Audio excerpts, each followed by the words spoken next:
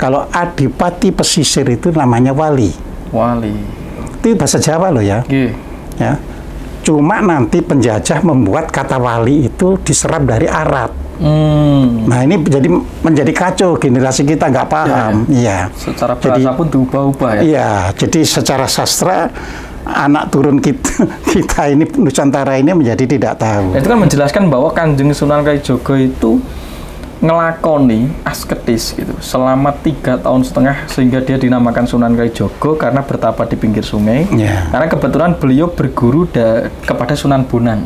Dan kebetulan akhirnya pada saat mewejang ilmu itu kapalnya bocor dan itu didengar oleh Syekh Siti Jenar. Aku mau berguru ya. Terus sang guru itu bilang, nggak usah ikut aku, pokoknya kamu percaya saya, ya kan? Nanti kapan-kapan saya temu lagi.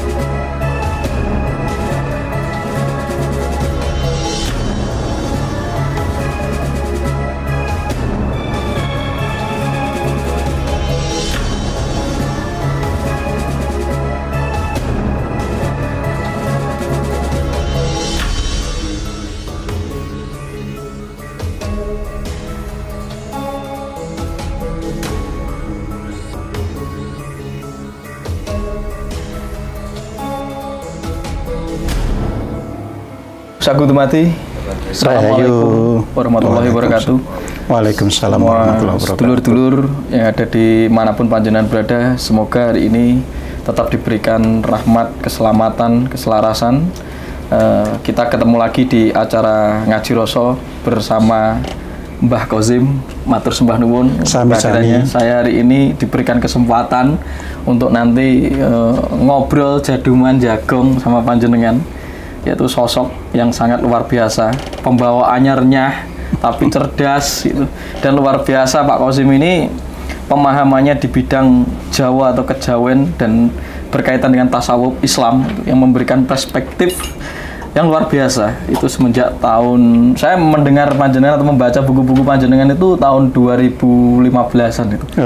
Nah, hari ini saya bertatapan muka secara langsung. Padahal Siti Jenar saya tulis tahun 2002. Oh, ngaten nggih. Nah, itu saya baru ngeklik dan ketemu panjenengan dan matur sembah nuwun untuk hari ini diizinkan untuk ngobrol nanti.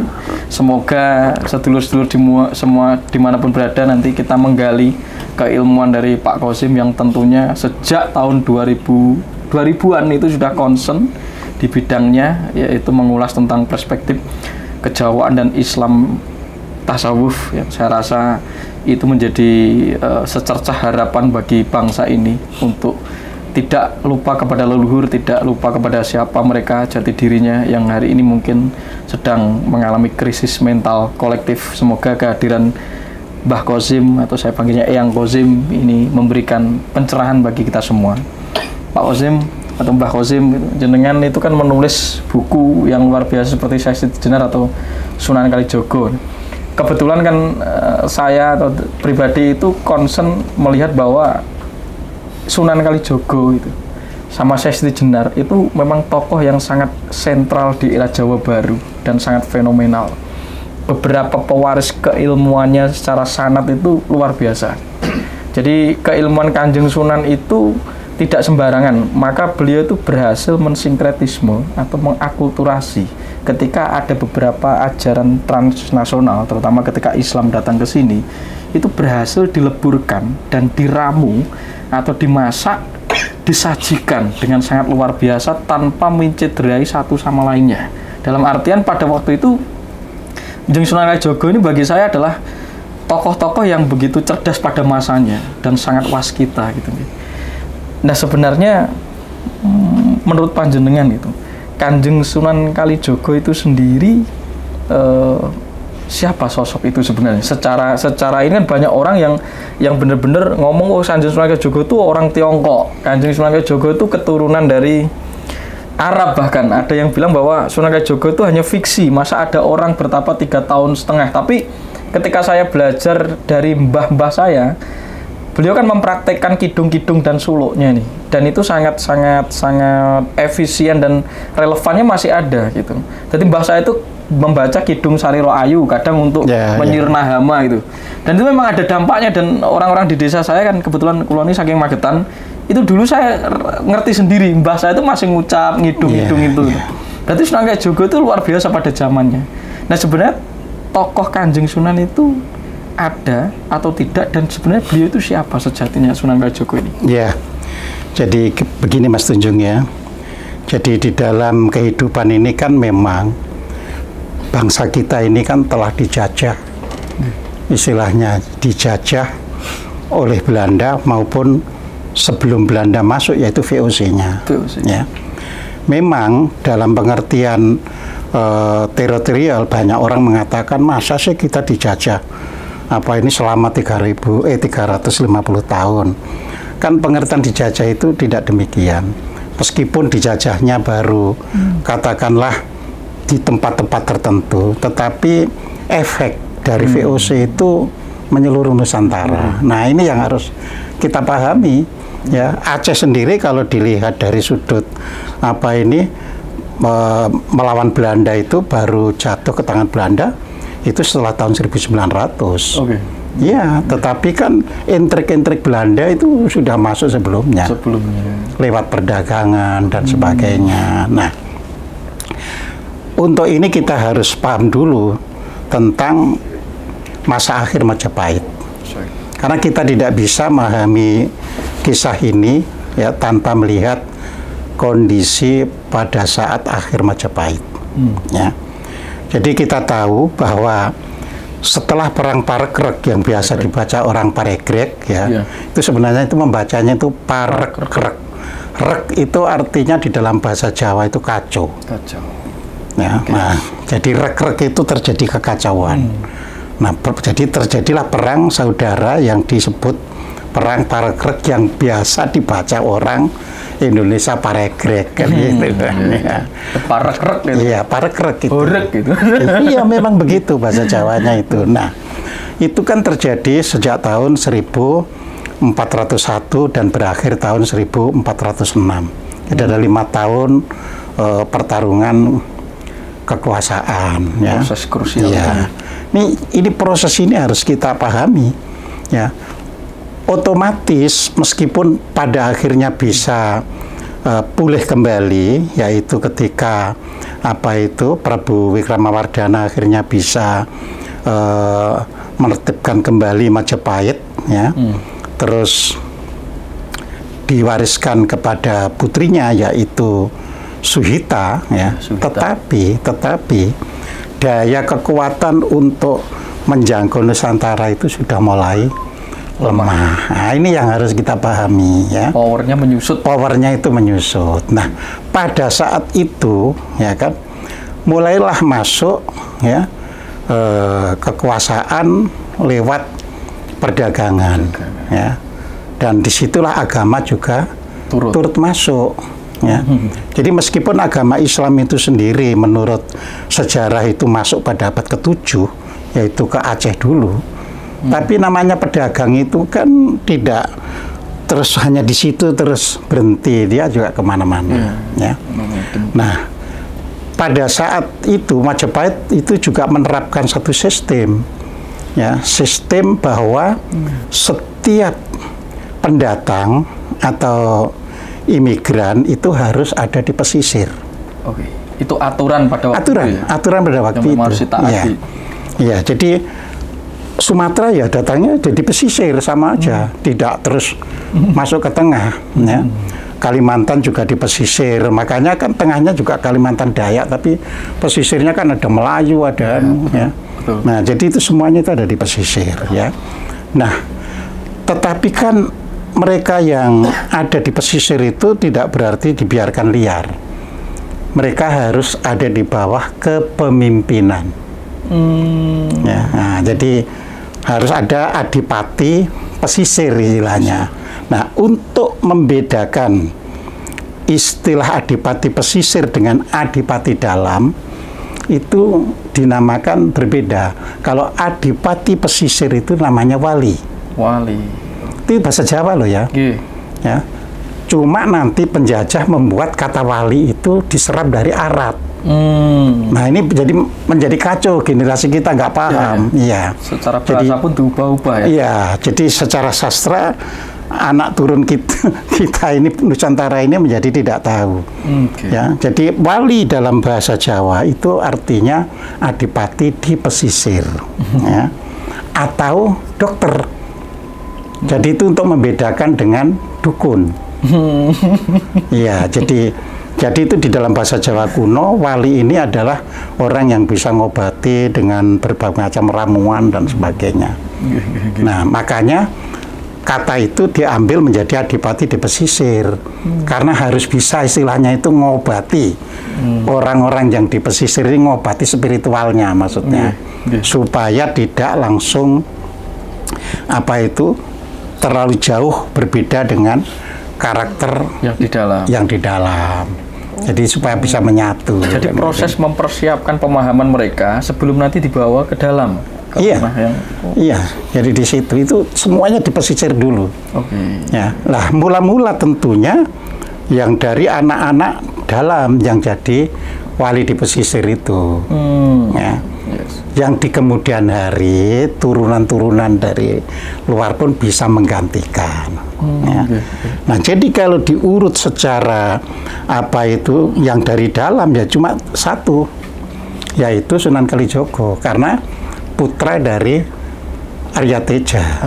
Ya, jadi Arya Teja yang ketiga itu. Jadi seperti itu. Ya. Berarti memang yang asli masih keturunan Majapahit itu Kanjeng Sunan ini. Ya, tinggal itu. Asli ya? Tinggal itu, ya. Karena nanti yang di Ngampel, yang di Gresik ini kan sudah keturunan dari luar. Ya.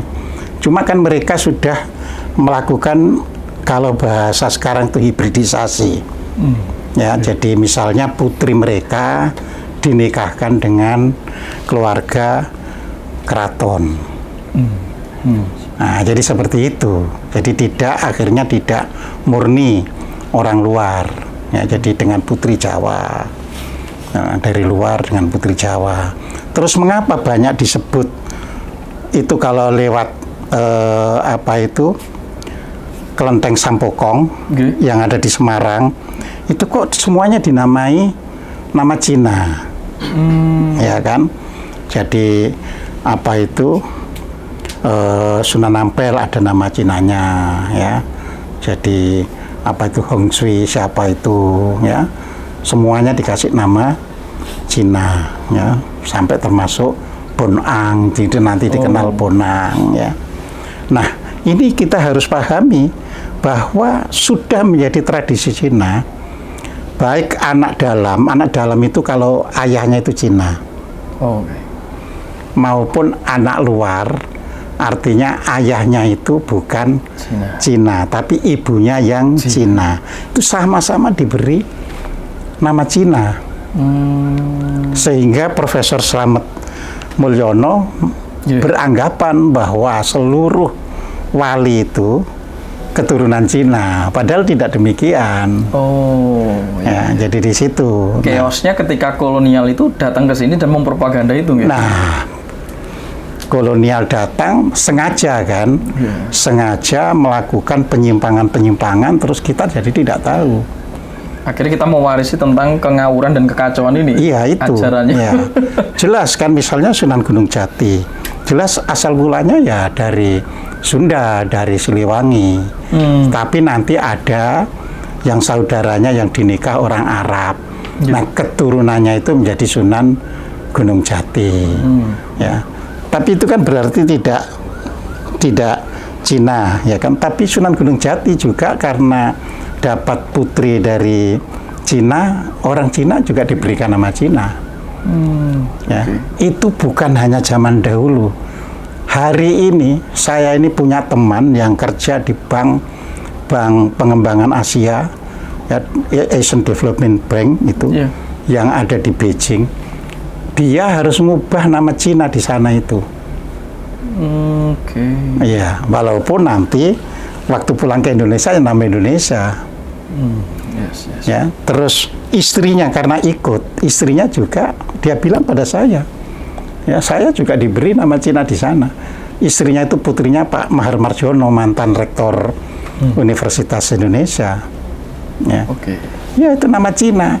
Terus saya tanya, apakah orang Cina tahu bahwa Anda itu nama Cina tapi orang Indonesia? Oh iya, itu kan ada C atau Se atau marga, ya kan? Jadi itu ada marga dalam, memang itu asli orang Cina. Terus ada marga luar yang tadi diikatkan dengan ibunya. Terus ada marga yang sangat di luar sekali, tidak ada hubungannya dengan Cina, tapi karena hidup di Cina harus dipanggil dengan nama Cina. Ya, jadi seperti itu. Nah, ini ya tentunya Sunan Kalijogo lah yang karena keturunan Jawa lebih bisa memahami apa yang disebut ajaran-ajaran Jawa. Dan itu digunakan untuk menjahit seluruh ajaran-ajaran yang baru. Untuk menjahit kehidupan bersama. Ya, dan orang yang kenal Sunan Kalijogo itu bukan hanya di sini. Ya, jadi misalnya ya, saya itu ada beberapa orang dari Malaysia yang membeli buku Sunan Kalijogo, ingin ketemu saya, akhirnya ketemulah di Pondok Indah. Terus saya tanya, Anda kenal Sunan Kalijogo dari mana? Ada Pak, makamnya di Johor sana. Nah ini kan kita berarti kan orang boleh bilang fiktif, tapi kan kalau fiktif kan nggak bisa nyebar keluar. Ya kan, kalau fiktif itu ya setempat saja. Ini orang Malaysia, ya kan. Jadi itu bukti kronik dan ininya ada. Iya ada. Terus saya ini 3 tahun ngajar di Mataram, Lombok. Ya, terus dibilangi ketika lewat sebuah makam yang dikunjungi banyak orang. Itu makam siapa dikunjungi? Makamnya Sunan Kalijogo, Pak. Ya kan. Jadi Sunan Kalijogo itu artinya bisa ditemui sampai di Mataram. Dan asli itu keturunan Majapahit ya? Oh ya, karena dia kan lebih menggunakan sistem Jawa. Ya kan. Itu nanti bisa kita bedakan dengan ajaran dari Sunan Giri, Sunan Bonang, Sunan ini kan itu, saya mendengar nih, termasuk Gugon Tuhun yang saya dapatkan dari mendiang kakek saya gitu. Jadi beliau kan juga penganut dengan ajaran Kanjeng Sunan Kalijogo. Nah konon Kanjeng Sunan Kalijogo ini sama di Jawa itu dibedakan, jadi ngilmu kahanan wali dan ngilmu kahanan menungso gitu katanya. Nah ngilmu kahanan wali itu ngilmu yang sudah kejawen, sudah ada campuran Islam, sudah campuran Islam dan sudah akulturasi. Dan itu kan menjelaskan bahwa Kanjeng Sunan Kalijogo itu ngelakoni asketis gitu selama 3,5 tahun sehingga dia dinamakan Sunan Kalijogo karena bertapa di pinggir sungai. Karena kebetulan beliau berguru kepada Sunan Bonang.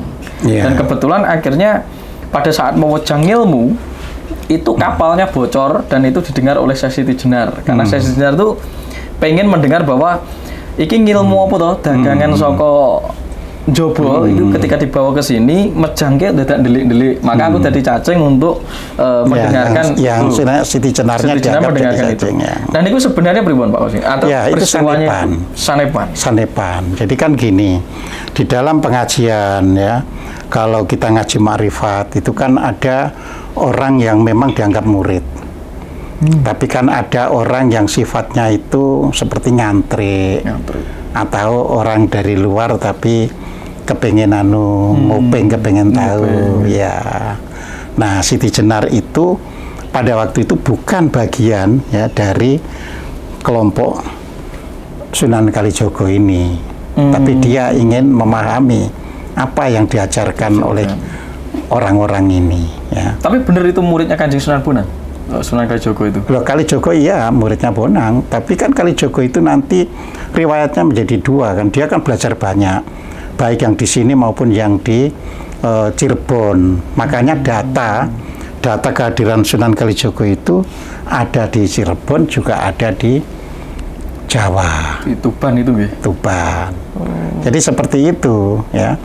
Nah makanya apa ini kalau orang itu misalnya ke Cirebon nelusuri kisah Kalijogo ya nanti ada di situ dianggap malahan Sunan Kalijogo itu ya termasuk sebagai guru sebagai murid dari kelompok Sunan Gunung Jati. Iya.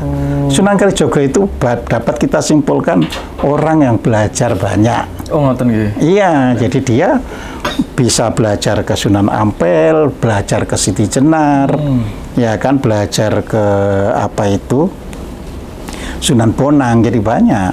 Dan dalam histori kan sering dikatakan Sunan Kalijogo itu kan punya 3 istri, ya kan. Itu kan ada satu istrinya Sunan Gunung Jati, satu istrinya Sunan Ampel, ya kan. Terus satu istrinya dari apa tuh Demak sendiri, kan gitu, ya. Nah, jadi yang di luar dari yang umum dicatat itu ada yang nyebutkan 4 tapi tidak disebutkan siapa. Apa itu mertuanya ini. Nah, itu suatu hari saya bertemu dengan generasi ke-13 dari Kanjeng Sunan, Syekh Siti Jenar. Ya. Jadi bertemu, dia orang Surabaya dan wafat tahun 2022 kemarin, ya kan. Dan dia menyebutkan bahwa saya punya peninggalan dari Syekh Siti Jenar karena saya generasi ke-13, ya, pewaris.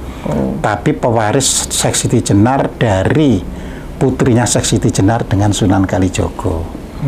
Dan dia juga membawa semacam apa itu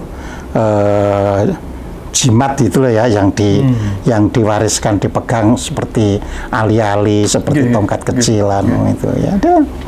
Nah, peristiwa asketis 3,5 tahun itu sanepan apa benar-benar?